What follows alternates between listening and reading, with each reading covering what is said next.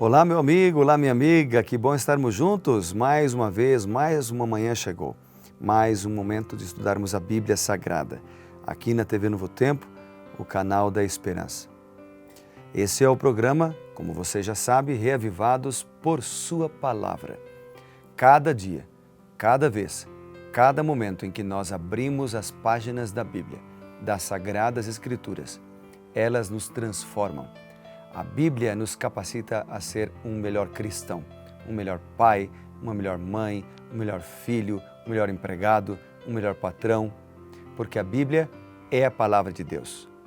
A energia criadora que trouxe o mundo à existência está aqui, na palavra de Deus, porque ela foi inspirada pelo Espírito Santo. O Espírito Santo transforma vidas, transforma corações, muda pessoas e, através da palavra de Deus, da Bíblia Sagrada, transmite a verdade, o caminho a seguir. É por isso que João diz: e conhecereis a verdade, e a verdade vos libertará. Não há como permanecer o mesmo depois de conhecer a Bíblia Sagrada, depois de conhecer a mensagem da salvação que nela está escrita. Hoje vamos ler o Salmo 96. O Salmo 96 é um salmo missionário. É o único salmo no livro de Salmos chamado de Salmo missionário, ou uma mensagem missionária. Ele começa dizendo o seguinte, que está no versículo 3, por isso ele é chamado também de missionário. Anunciai entre as nações a sua glória. Anunciai entre os povos as suas maravilhas. Aqui no versículo 3 do Salmo 96, é a única menção, o único lugar em todos os salmos que se usa esta palavra, anunciai. Ela está na forma imperativa e intensiva. É uma ordem para proclamar a mensagem da salvação. O Salmo 96 também é chamado de missionário porque esta palavra, anunciai, ela se intensifica com outras expressões que são usadas no Salmo 96. Por exemplo, você encontra repetida 3 vezes a expressão cantai, logo no verso 1. Cantai ao Senhor um cântico novo, cantai ao Senhor todas as terras, cantai ao Senhor e bendizei o seu nome. Cantai, cantai, cantai. A música é um excelente instrumento para fixar na nossa mente a palavra de Deus. É um excelente instrumento para louvarmos o nome do Senhor. É um excelente instrumento para embelezar um culto de adoração. Mas, acima de tudo, também é um excelente instrumento para proclamar, para evangelizar. Outra palavra que se repete e que demonstra com isso um senso de urgência na pregação é a palavra tributar, no versículo 7 e no versículo 8 do Salmo. O verso 7 diz: tributai ao Senhor, ó famílias dos povos. Tributai ao Senhor glória e força. Tributai ao Senhor a glória devida ao seu nome. Tributai, tributai, tributai. Cantai, cantai, cantai. A repetição dessas 2 palavras é uma demonstração deste senso de urgência na pregação do Evangelho. A pregação, portanto, não é uma opção, é uma ordem. A pregação ou o testemunho não é algo para as horas de folga, é para ser um estilo de vida. A pregação não é para profissionais, é para todos.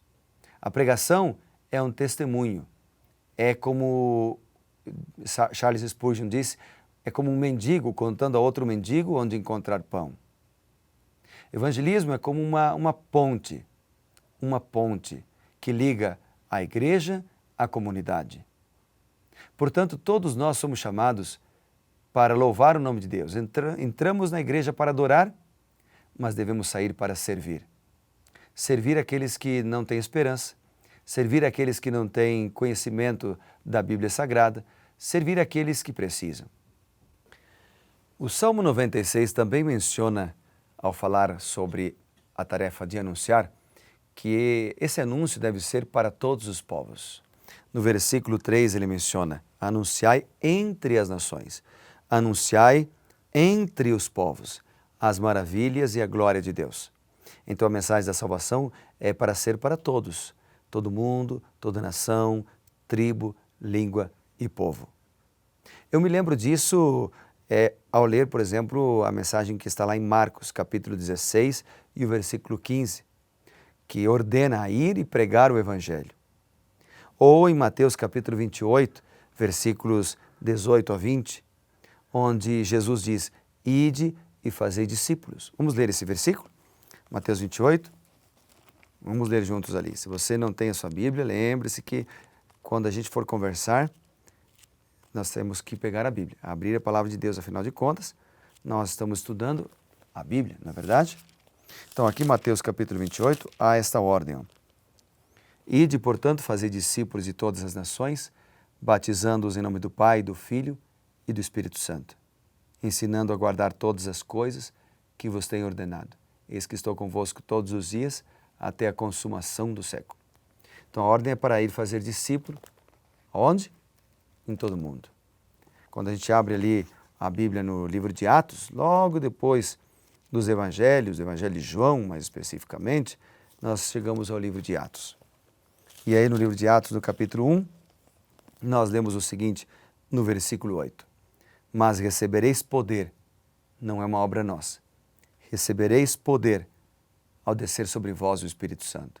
É Ele quem nos capacita, é Ele quem nos dá dons, é Ele quem nos dá sabedoria, é Ele quem nos impulsiona, é Ele quem abre o caminho e mostra por onde devemos seguir.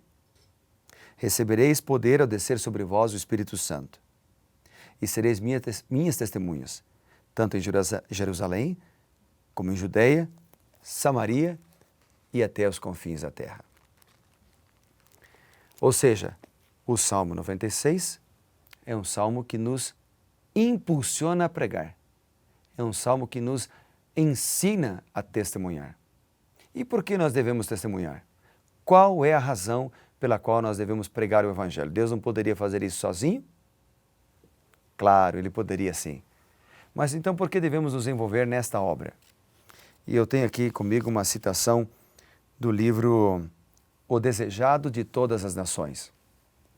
Esse livro é uma das melhores biografias da vida de Jesus Cristo, claro, depois da Bíblia. E na página 142 está escrito: Deus poderia haver realizado seus desígnios de salvar pecadores sem o nosso auxílio. Percebe? Deus não precisa da gente para pregar o Evangelho. Ele é todo-poderoso, Ele é autossuficiente. Ele poderia enviar um anjo em cada casa do planeta Terra e o mundo todo estaria evangelizado em segundos. Ele poderia dar um sonho para cada habitante e todos estariam evangelizados. Então, por que não o faz?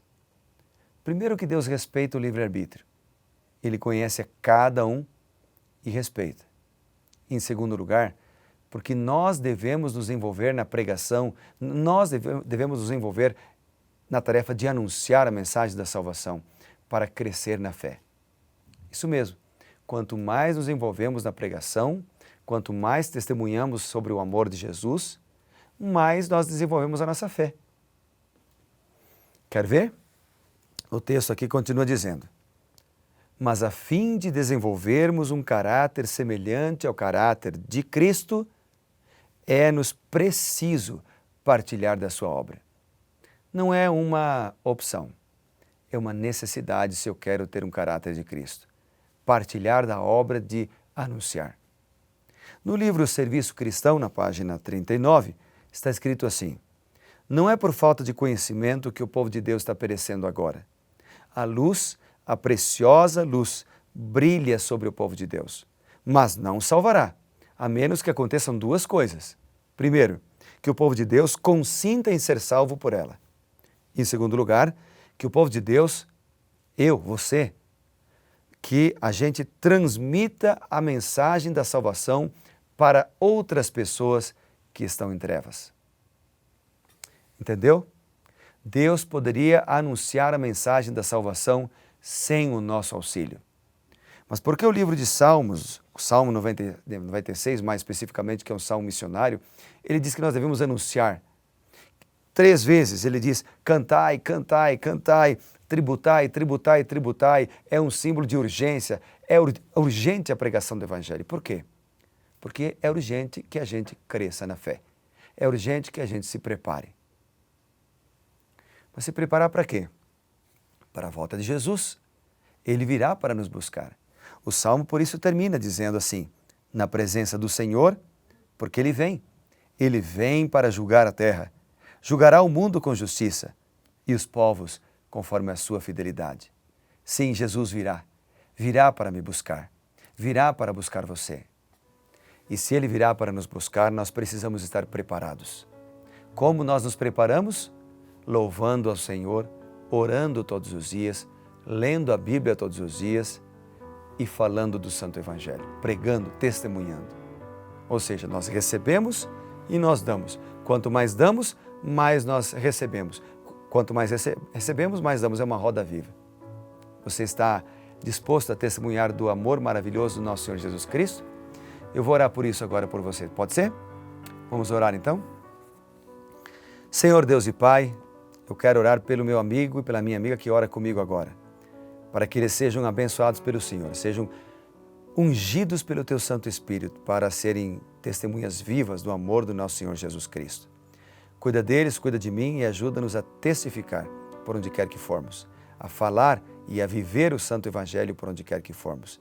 Pois eu oro, Pai, pedindo essas bênçãos para nos preparar para a Sua segunda vinda. Eu oro no sagrado nome de Jesus. Amém.